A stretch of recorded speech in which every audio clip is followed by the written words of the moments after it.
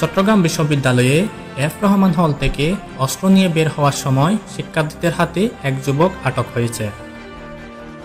সে নিজেকে দাউদ সালাম নামে পরিচয় দিয়েছে এবং বিশ্ববিদ্যালয়ের সমাজতত্ত্ব বিভাগের 2013-14 বর্ষের শিক্ষার্থী হিসেবে জানিয়েছে সে 415 নম্বর রুম থেকে সে এগুলো নিয়ে আসে এর একদম ডাইরেক্ট লোড করা।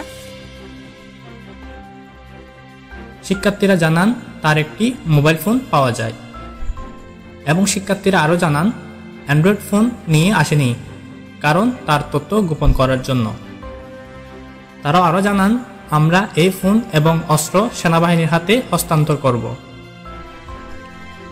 সেখানকার গার্ডকে জিজ্ঞাসা করলে জানা যায় সে শিক্ষার্থী নামে পরিচয় দিয়ে হলে প্রবেশ করেছে।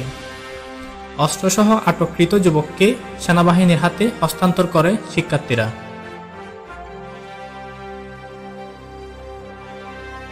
আসসালামু আলাইকুম, আমি খান তালাত মাহমুদ রাফি। চট্টগ্রাম বিশ্ববিদ্যালয়ের ভিসিতে চট্টগ্রাম বিশ্ববিদ্যালয়ের শিক্ষার্থীদের পক্ষ থেকে অবাঞ্ছিত ঘোষণা করা হয়েছে। আবার এইদিকে চট্টগ্রাম বিশ্ববিদ্যালয়ের উপাচার্যকে অবাঞ্ছিত ঘোষণা করে বৈষম্য বিরোধী ছাত্র আন্দোলনকারীরা।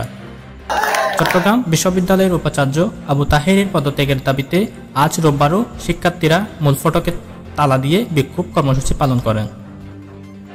বৈষম্য বিরোধী ছাত্র আন্দোলন চট্টগ্রাম বিশ্ববিদ্যালয়ের সমন্বয়ক নেতৃত্বে শিক্ষার্থীরা এই কর্মসূচি পালন করেন। এই ক্যাম্পাসে আমরা ঢুকতে দেব না। পদত্যাগ না করলে দায়িত্বতে থাকা উপাচার্যকে ক্যাম্পাসে অবাঞ্ছিত ঘোষণা করেছেন তারা।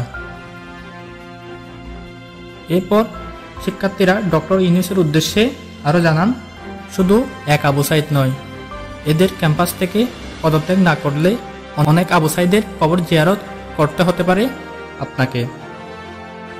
আক্রমণ করছে ছাত্রলীগ দিয়ে। আমরা বলতে চাই দেশে আইন আছে, সবকিছু আছে।